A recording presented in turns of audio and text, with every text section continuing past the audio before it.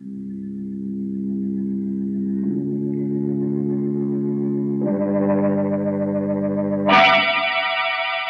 Tea and Lipton Soup present Inner Sanctum Mysteries, starring Boris Karloff.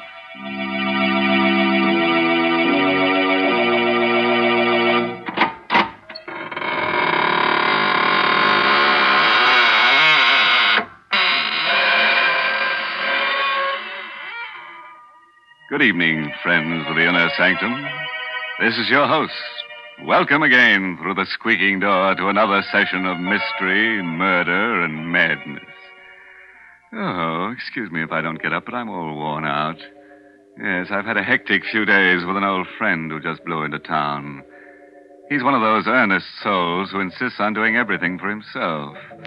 Consultations with the monument makers, the grave diggers, fittings at the coffin maker. Yes, quite a busy body.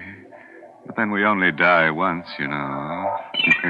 Oh, these friends of yours, they're such unhappy people. They never seem to enjoy life. Never seem interested in any of the quiet, peaceful, good things of life. For instance, what's the use of telling one of your spooky characters about Lipton tea? They wouldn't like it. But other people enjoy that brisk Lipton flavor. They settle back in an easy chair and say to themselves, Lipton certainly has a rich, hearty flavor. Never the least bit wishy-washy. No siree. But would a ghost appreciate Lipton's? Indeed, he would not. And it's lucky Lipton's is made for real live folks who like good things, or else it wouldn't be the world's largest selling brand of tea. Mary, you've been very hard on my friends. Very. And they won't like it. But then most live folks don't enjoy being scared to death. And that's just what's going to happen to you tonight. Our story is called The Corridor of Doom. It's an original radio play written by Robert Newman. And our star tonight is a man who gives even me the shakes. The famous star of stage, screen, and radio, Boris Karloff. Have you thought about death lately? Not the fact that it's inevitable, that it must come to all of us someday, but rather how it will come. Do you think of it as a sleep and a waking, of a sudden transition from one state of being to another, or to a state of non-being? John Clay was one of those people who never thought about it at all, until he found himself walking down that dim and endless passage which... But suppose we let Boris Karloff in the role of John Clay tell you about it himself. If your blood pressure will take it, put out the lights and come on a little trip down the corridor of doom. When I woke up, I had no idea of where I was or how I'd gotten there. I was lying on a hard, white bed in a clean, white room. There was a dull pain in my abdomen. Touching it tentatively, I felt a bandage. So that was it. An operation. But for what? And where was I? At that moment, the door opened, and she came in. Good afternoon. Or is it evening? Whichever you prefer. It doesn't matter. My name's Clay. John Clay. Yes. And yours? You can call me Nada. Exactly. Where am I? In what hospital?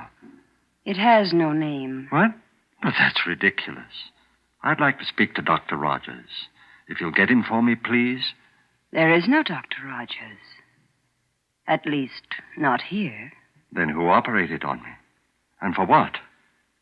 Listen, I'm not a well man. I've a very bad heart. Will you get someone who can talk to me? If you wish. I'll call Dr. Stone.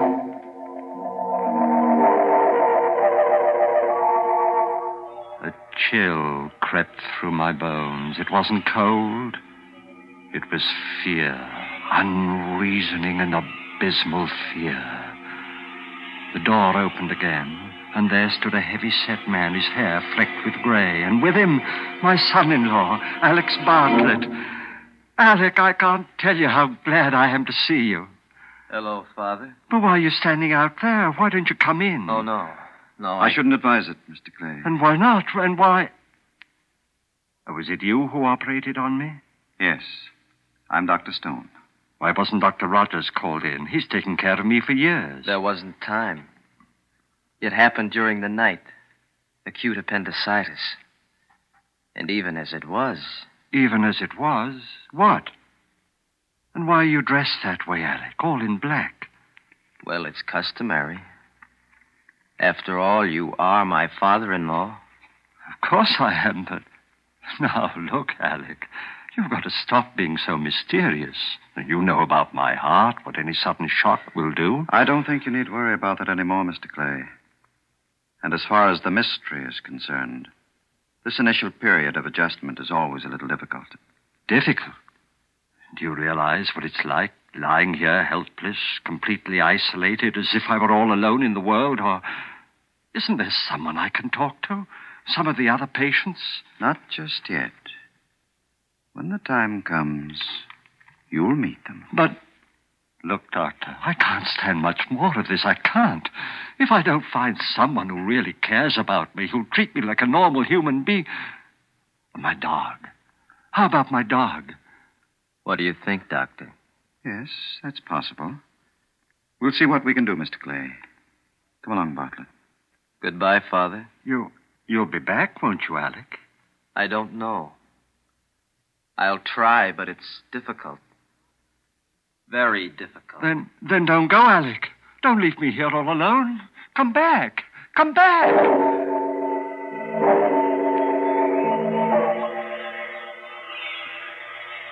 I waited and watched and waited.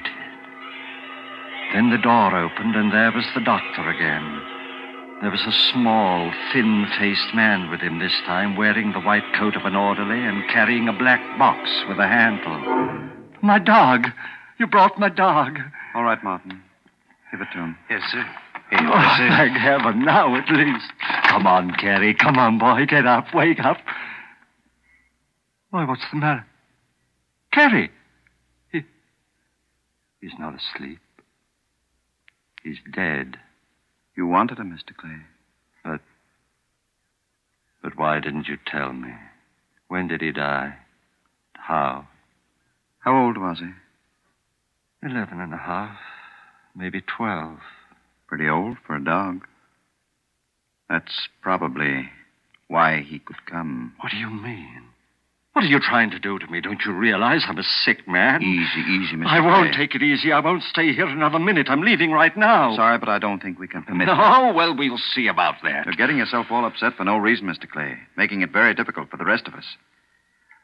Martin, Yes, you'd better let me have some of that bottle there. About 10 cc's.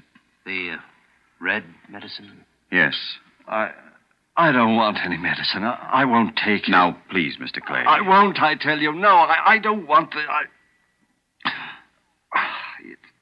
It's awful. Salty. It tastes like... Yes. But I think you'll find that it will make things much easier for you.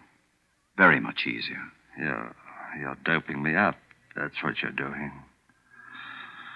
Putting me to sleep. You think that when I wake up, I'll forget about everything. Yes, Mr. Clay. You'll forget about everything. Everything.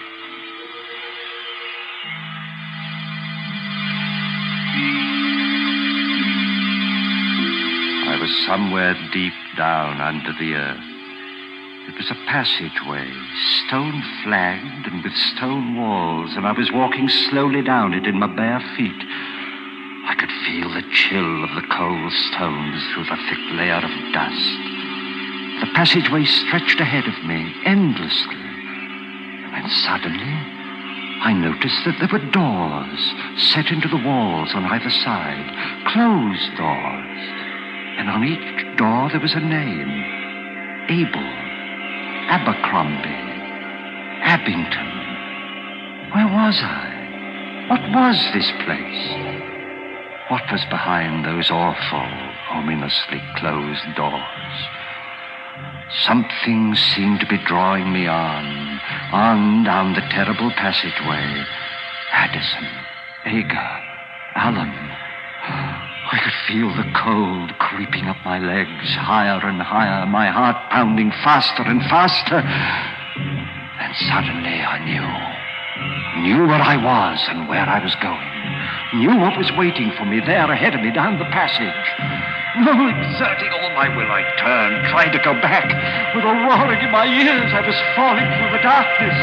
Falling.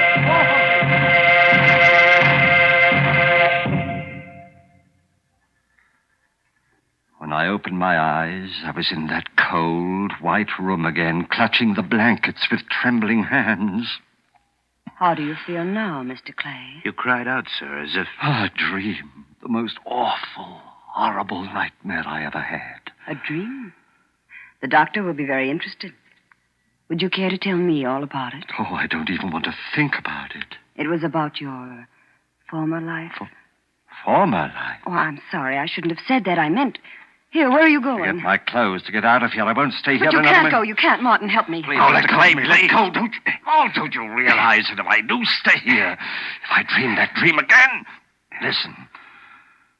I was in a passageway. An endless, eternal passageway like a corridor of doom. It stretched on and on to infinity with doors, closed doors on either side. And on each one of the doors in alphabetical order there was a name. The name of all those who had died since the beginning of time. I was walking down that corridor on my bare feet and... Why are you looking at me that way? You mustn't talk about that. You mustn't, do you hear? But you asked me. You didn't dream that dream. You couldn't have. And you've got to get it out of your mind. We'll help you. We'll give you a massage. That should make you relax. The alcohol, Martin, right over there. A massage? You think that'll help? If it doesn't, we'll call Dr. Stone. Try something else. Martin. I see. Now what? What are you staring at? Your feet. On the soles. Dust. Thick, gray dust. Dust. Like the dust in the passage. The corridor of doom. And that means... It wasn't a dream. It means... I was really there.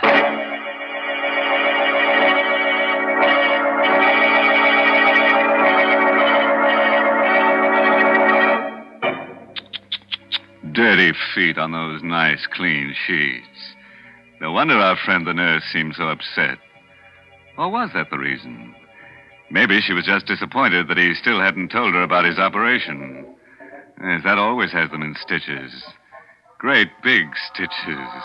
Like the ones they take in a shroud. Mr. Host, I'm afraid I just can't believe this story. I can't believe that it really happened. Is that so, Mary? Do you think Mr. Clay got that gray dust in his feet because he has feet of clay? Hmm? There you go again. Always looking on the discouraging side of things. I really do believe I'd rather talk to cheerful folk, like those nice young men and women who sang that new Lipton tea song when I was at the studio. Sing a song of Lipton's. Yes, that's the way people ought to feel about tea. Because, you know, when you're feeling discouraged or tired, there's nothing quite like that brisk flavor of Lipton tea to perk you up. Yes, brisk means that Lipton's is never wishy-washy. No, siree, as they say in the song. So when you've had a busy afternoon, or maybe when friends drop in for a little talk, pour yourself a cup of cheer with brisk-flavored Lipton tea. It's got a special flavor that always tastes like home. And it always tastes like more, too. Well, now I think it's about time to take another little walk. Yes, down the corridor of doom with our star, Boris Karloff. And by the way, don't be concerned about getting too tired, because you'll only have to walk one way. That's the nice part of a trip like that. You don't have to worry about coming back. I lay there, staring down at my feet. No, it had not been a dream. For there, on my feet, was the thick, heavy dust from the corridor of doom. I had been there, walking down its awful silence, not in my mind, but in the flesh. My heart clenched like an icy fist. Then I threw the blankets aside, started to get up. Mr. Clay, what are you doing? Where are you going? Let me go. But you can't get up. You can't leave. Oh, let me go. Martin, quick, help me. Please, Mr. Clay. Oh, for heaven's sake, let me go. Don't you realize what this means? If it wasn't a dream, and if I stay here, go down to that horrible place We've again... got to make him quiet down. Some more of that medicine, Martin. Another 10 cc. Right. Oh, no more of that. It's... Here, Mr. Clay. You must take it. You must. It will make you sleep. Sleep so soundly that you won't be able to go down there again. No, but... All right. Give it to me. You stay here, Martin. I'll go get Dr. Stone and tell him. Better, Mr. Clay? I don't know. Color. Dark red. Taste. It's like... Yes, I know. And it makes me sleepy. My eyes get heavy and... Have you been here for a long time, Martin? No, not long. What is it like outside of this room? It's strange. Like no place else. And the other patients, what are they like? They're strange, too. Listen, Martin. I'm a rich man. You're the only friend I've got here. You've got to help me. Whether you're rich or poor doesn't matter. As for helping you, that's what I'm here for. You've got to stay here. Watch me. Every minute. My heart. I don't think it'll stand much longer.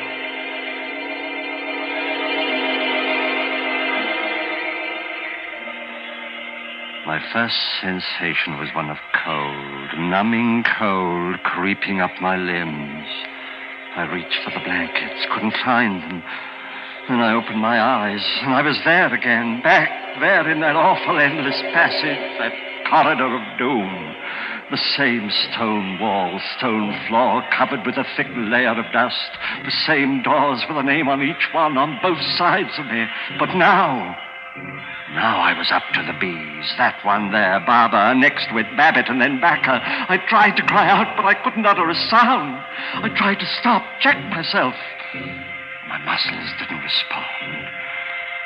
Slowly, heavily, I continued walking on down that endless passage, past Badger, Baffin, Bagley, past the bees and towards the seas, towards a door with my name on it. My heart pulsed, pounding with terror. My breath rasped in my throat. Convulsively, I clutched at the walls, forced myself completely around. Then, as if I were fighting against a roaring gale, I drove myself back. One step I took, 2, 3, and I stumbled. I was falling again. Falling through darkness, complete, absolute, unending.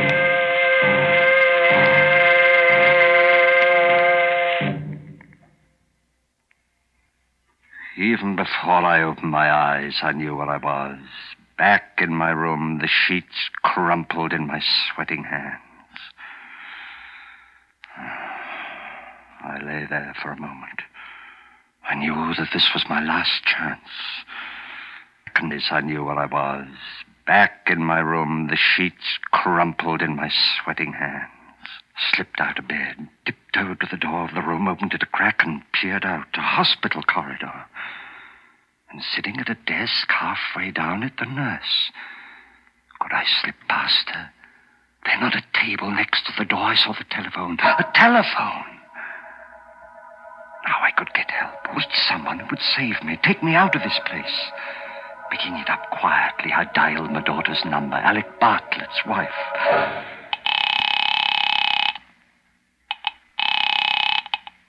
Hello? Jane? Oh, thank heaven. Hello? Jane, it's your father. Listen, you've got to help me. You've got to come and get me. I'm at the hospital. Alec Hello? knows where. Hello? Is anyone there? Yes, can't you hear me? Didn't you hear what I said? It's your father and... Jane! Hung up. I heard her, but she couldn't hear me.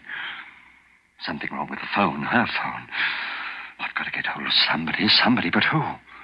Dr. Rogers? Oh, might be out. And if they come in while I'm phoning... Oh, I know, of course.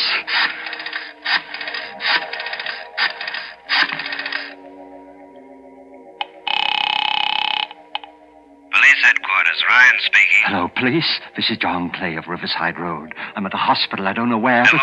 But can't you hear me, officer? For heaven's sake, listen. It's a matter of life and death. John Clay at a hospital. My son-in-law, Alec Bartlett, can tell you where. Hello? Officer, listen. Don't hang up. Don't. I'm nuts. Officer, hello. Anything the matter, Mr. Clay? Dr. Stone, your telephone, there's something wrong with it. No, Mr. Clay. There's nothing wrong.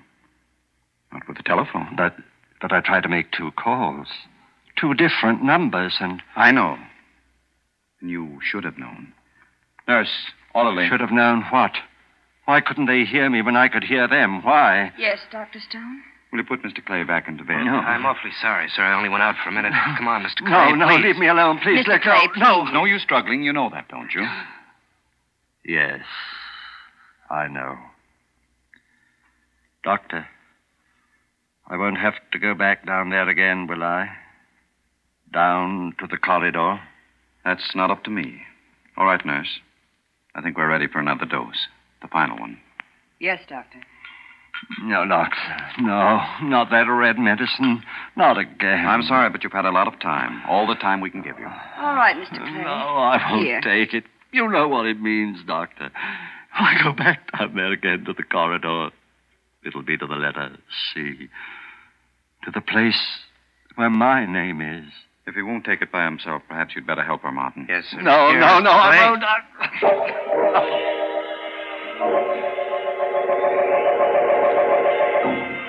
Again, I knew where I was before I opened my eyes. I could feel the dust under my bare feet, and through the dust, the biting chill of the cold stones. I was there, back in the corridor, walking down its silent length past the blank, closed doors. For the names on the doors, now they were all C's. Cabot, Cadden, Cahoon. On I walked, the beating of my heart, the pounding of my pulse loud in my ears. On down the passage, no longer even trying to fight against what I knew was inevitable. On past Cameron, Chelsea, Chiswick, and then, suddenly, terribly, one door. A door with my name on it, gaping, waiting for me. I tried to stop, to turn, but my legs carried me forward. I was but 2 doors away. I could see into it now, see that it contained nothing. Absolutely nothing, not even a coffin. Just stone walls and a flat stone slab. I was turning to step over the threshold. I made a last convulsive effort. Merciful heavens, help me! Save me!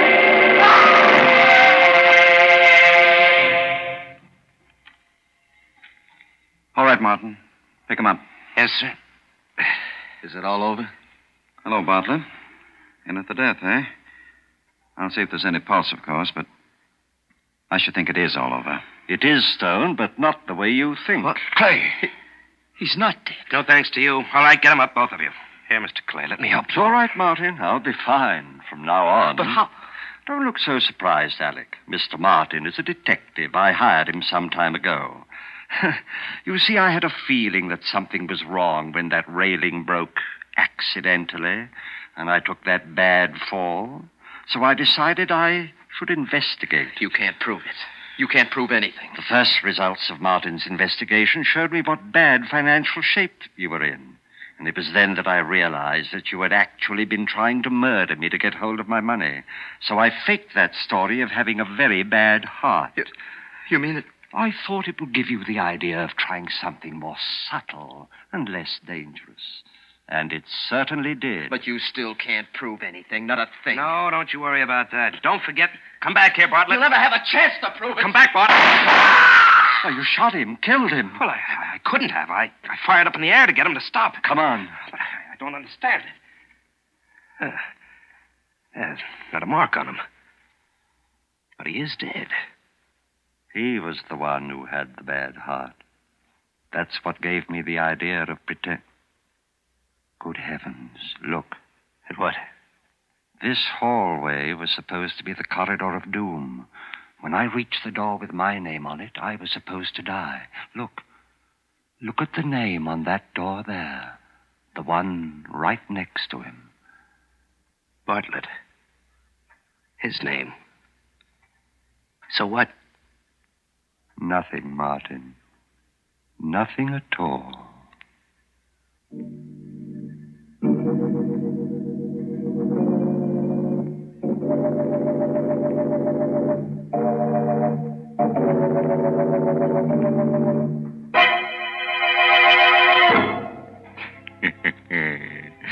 Now, where do you think old Dr. Stone got the idea for that little alphabetical graveyard?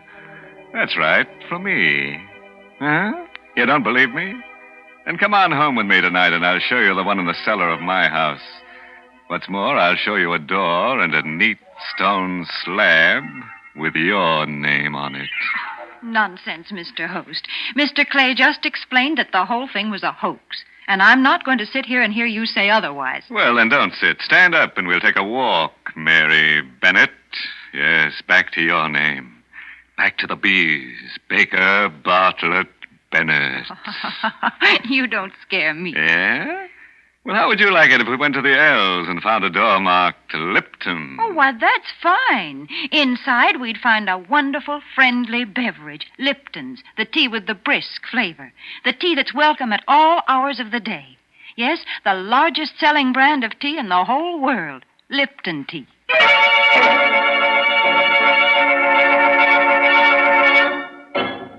And now a word of advice.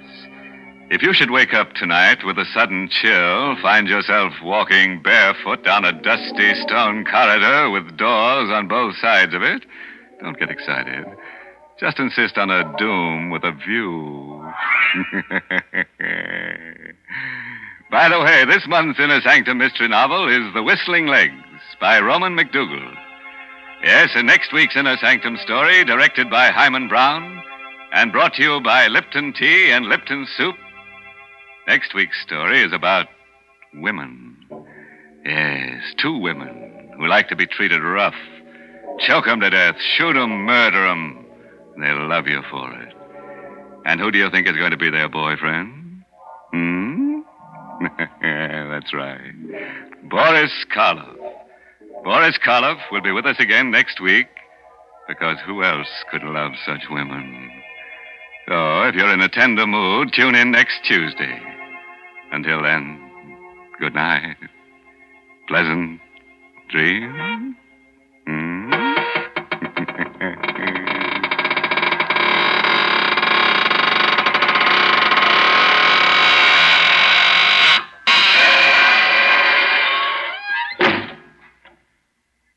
Folks, it's wonderful how quick and easy cooking can be these days.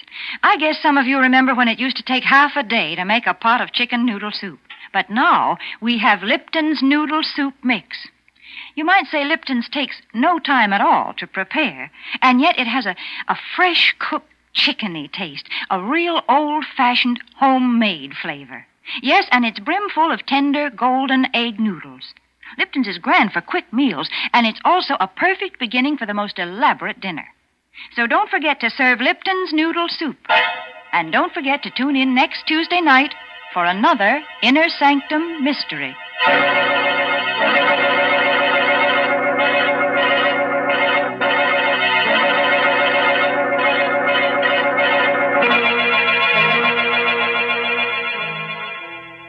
This is CBS, the Columbia Broadcasting System.